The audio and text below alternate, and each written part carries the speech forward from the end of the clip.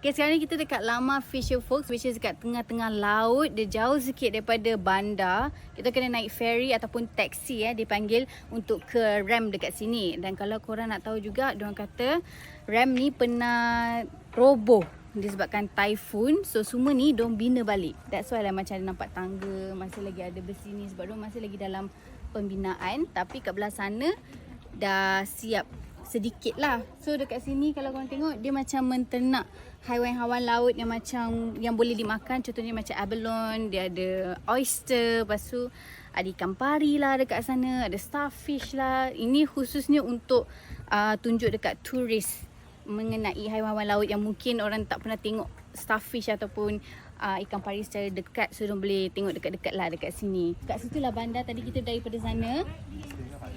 Dan sekarang kita dekat Ram yang betul-betul tengah-tengah laut. Dan kalau korang tengok ni, ni memang kesan-kesan bekas kena typhoon lah ni yang diorang pasang balik. So korang kena berhati-hati dekat sini. So kalau benda tu dah tercicir, ucapkan selamat tinggal selama-lamanya lah, okay?